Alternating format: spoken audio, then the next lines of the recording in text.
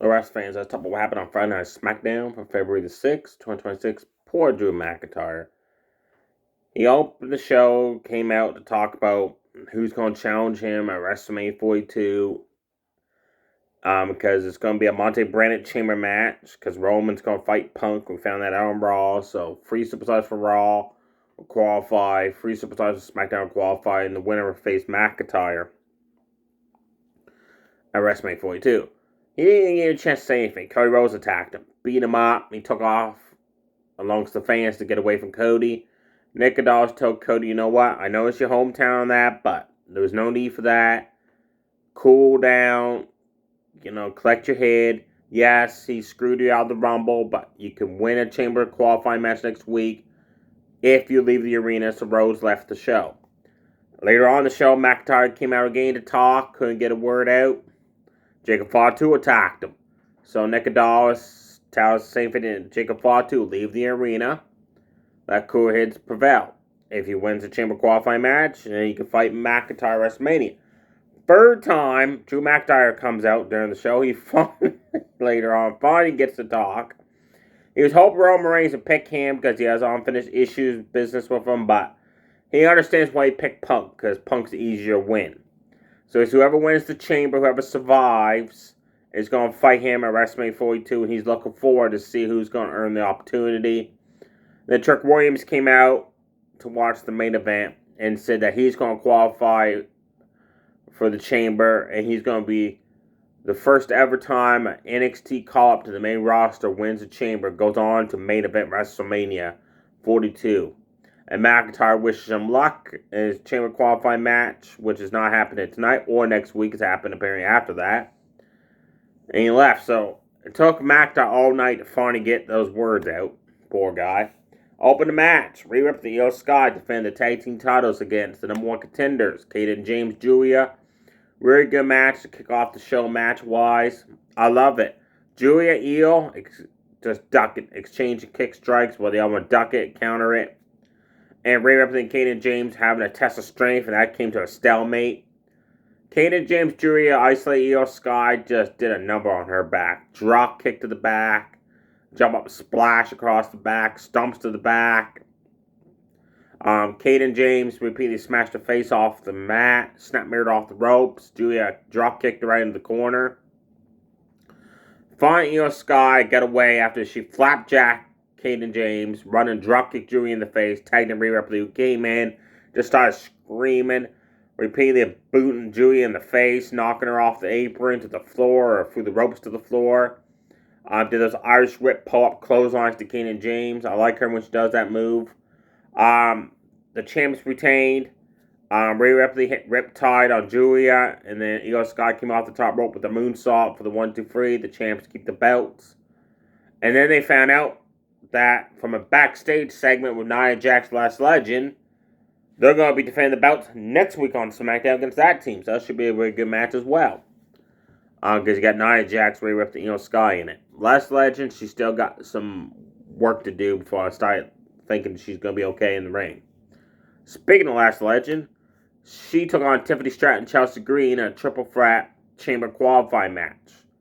We don't know yet whoever wins this women's Chamber, if they're going to go on to challenge Stephanie Fakira or Jay Gajo, because Liv Morgan hasn't decided yet which champion she's going after at WrestleMania, so we don't know whoever wins this Chamber what title they're going for.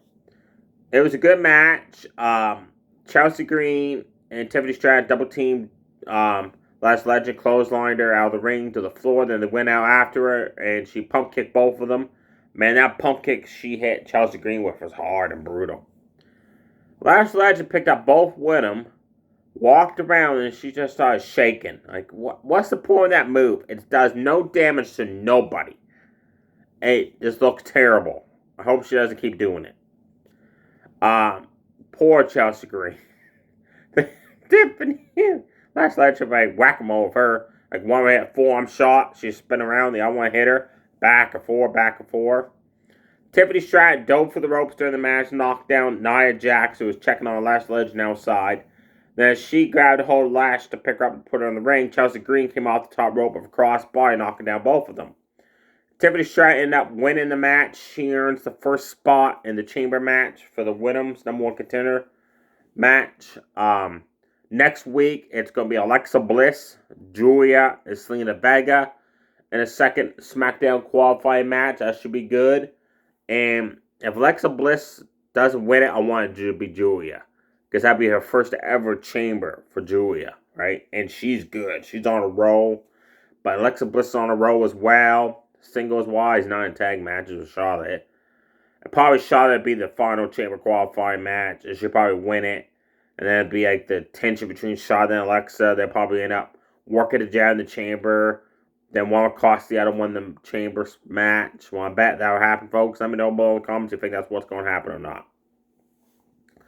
Kit Wilson came out. He was upset that he wasn't in the Royal Rumble match because he said if he was in it, it would have been toxic. It was toxic. Kit, Roman Reigns freaking won it. That was terrible. Anyways, he challenged anybody in the back to come out and face him one-on-one. Uma Fima accepted that challenge. Bell rang. 2 power bombs. Match over. Uma Fima just squashed him. Then backstage, he's walking and he confronts Zack Ryder and Apollo Crews. Where the heck's he been? He was there backstage. He was there on a live event last week. I saw online. He's been out injured or what? Because I'm a big fan of Apollo Crews. I like the fact he's back, but where has he been for the past few years? Anyways, he was upset that he lost, and they were making fun of that. So again, he challenges Zack Ryder to a one-on-one match. And Ryder says, hey, anytime, any place. And Kit Wilson's like, it'll be on my terms. And I am toxic. Like, I'm starting to dig this guy. Hopefully, he starts getting some wins to boost him up to mid-card level. That'd be nice to see. If it's just going to be a comedy fame, no, it's not going to go nowhere. First time ever in WWE, Nakamura, Tama Tonga went at one-on-one. I was stoked for this match all week, and it was not disappointing. It was a great match. Man, Tama Tonga just brutal blows to Nakamura's face, stiff forearm shots. Snap suplex, awesome kind of like swinging pay dirt, a snap pay dirt. Nakamura hit him with an awesome kick strike combo in the corner, and Tama Tonga just came out of the corner, just clotheslined him. Nakamura quickly right on top of Tama Tonga, raining down forearms, blows, knees to the face, jump up knee smashes, top rope kick strike, snap beneath German suplex off the ropes. Running knee to the guts in the corner, just taking it to Tama Tonga. Tama Tonga, huge toss-up Falcon Arrow. Nakamura quickly got up, delivered a Falcon Arrow of his own. Then he went for King Sasuke. Referee got distracted by the big tall guy, Tala Tonga. And Jeff Cobb's outside, so Tala Tonga grabbed hold of Nakamura's leg. And that allowed Tama Tonga to run. He had a running clothesline in the corner. Out of running clothesline, your winner, Tama Tonga. Great match these guys put on. I want to see a rematch. I want that rivalry to continue. Give us a rematch at the Elimination Chamber next week on SmackDown with Self and Nick. Give us a rematch. Then Morgan. Sorry. My phone slipped there. Then Morgan came out to tease, challenge Jade for her title at WrestleMania. And then she said, look to Miguel, we got to talk about what happened on Raw. But before they could continue the dissension within Judgment Day, Jay Gaudreau came out saying, if you choose me, you're going to get your butt kicked. Jordan Grace came out and informed Jay that next week she finally gets a one-on-one for the SmackDown Women's title.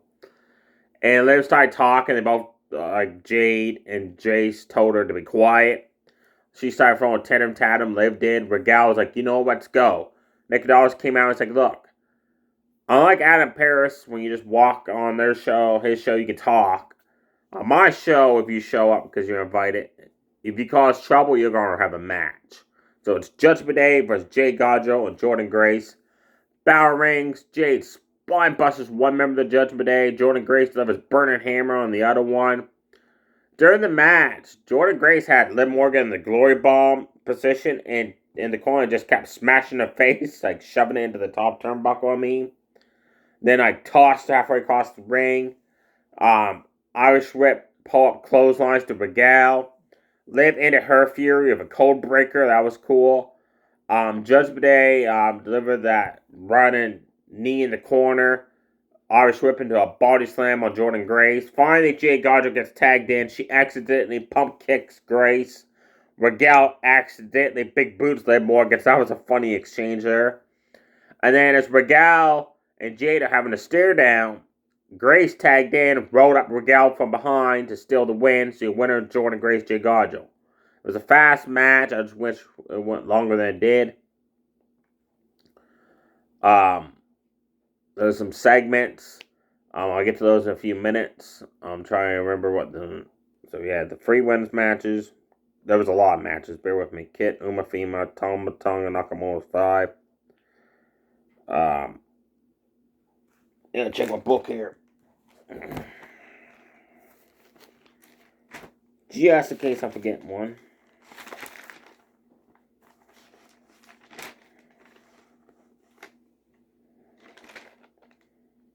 Nope. Main event time. Randy Orton, Aleister Black, Solo Sikoa. The winner goes on to the Elimination Chamber. Now, before the match, Solo is backstage freaking out because he can't find his Bloodline Free guys. Then it shows the Y6 promo on the screen. I think the Y6 may have abducted the top Bloodline Free guys. What do you think? Do you think they took them out of the arena, abducted them, maybe attacked them backstage? Or maybe they were just late getting there and realized, oh, well, there's no point coming out now. Match is over. Selena Vega occupied her husband, Aleister Black, to ringside. Match started, and they quickly just took turns beating up Randy Orton and keeping him outside all match to the end. Man, Solo Aleister Black, man. Whew.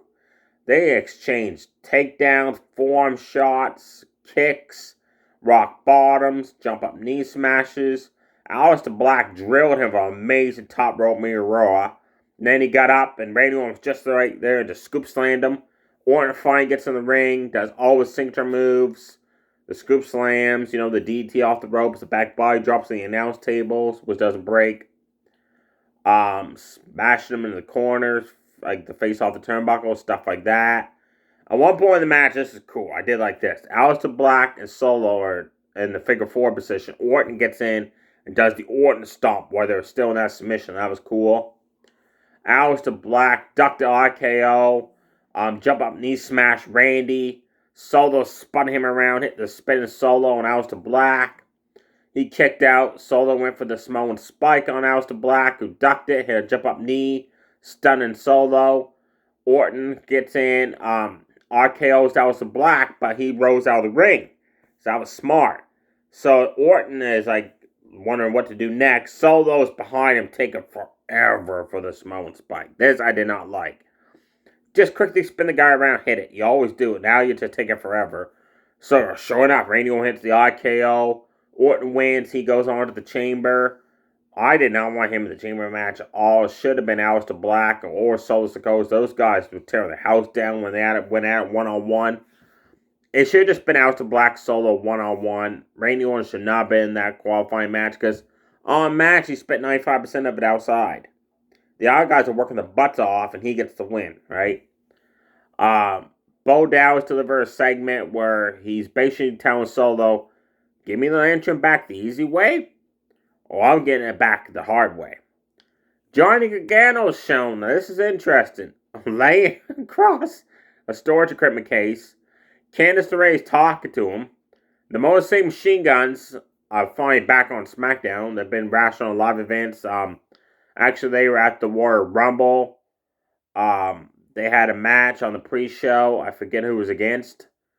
The other pre-show match, Dexter Lumis and Joe Gacy beat 2 members of the Bloodline Free in the other pre-show match.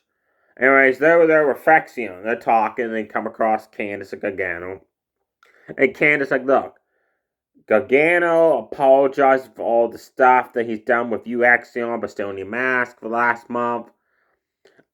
He feels bad helping Tommaso Ciampa, cost the Machine Guns the titles, take the titles away from the Machine Guns, beating up Fraxion. So how about you guys just forgive him and be his friend? And they're like, heck no, and they walk away. But what I noticed was on that, did you catch this? On that storage equipment case he's laying on, it says NXT on it. Is Gargano going back to NXT? If that's the case, they've done this before where he's on a losing streak, they have nothing playing for him, they ship him back to NXT, and then they bring him back to the main roster. Is that what they're going to do this time, I wonder? Or it's just a tease, maybe. Many years ago, Gargano had a group on NXT called The Way. Maybe he'll go back to NXT, recruit some people to come to SmackDown with him. Like a new Way, like version 2. There you have it, folks, for matches. Definitely check out all 3 winners matches. They were good. I just wish the Judgment Day, Jordan Grace, Jay Gargano match was quicker. Definitely check out Tama Tonga vs. Nakamura. That was an amazing match. Oh, I did forget about the match. I apologize. Camille Hayes was supposed to put his United States Championship on the line against Dragunov, but the Miz accepted instead. And Camille Hayes says, "No, you ain't getting a title shot." And then Miz said, "Once I do beat you for that title, open challenges are closed." It was a fast match. It was fast paced though. Camille Hayes was blasting them with moves off the ropes like a clothesline, a leg drop, a DDT. The Miz got some yes kicks in. And by the time Miz kept going for the Skull Crusher finale, Camille Hayes would counter it with a cold breaker or a flip over into a clothesline off the ropes. Camille Hayes ended up winning the match with the cold breaker for the 1-2-3. Next week, 5 matches are announced. Trick Williams versus Ray Phoenix 1-on-1 again. Cody Rhodes versus Jacob Fatu and Sami Zayn in Elimination Chamber qualifying triple threat. That should be good. I'm wondering if Cody and Fatu end up fighting against each other and Sami gets the win. That'd be cool. We know it's Selena Vega, Julie, and Alexa Bliss in a Chamber qualifying match. That's 3. Rhea Ripley, Io Scar are defending the tag team titles against Nia Jax and Last Legend next week. That's 4. And Jay Gargano versus Jordan Grace for the SmackDown Women's title. So 5 action-packed matches next week on SmackDown. Next week on Raw, they announced that it's going to be 2 Chamber qualifying matches. 1 for the man, 1 for the women. They have not announced yet who's in those Chamber qualifiers, no. They're going to keep that a surprise until Monday. I love to see the members of the Vision get the opportunity. Each one, have each member have a qualifying match, have some win, some lose.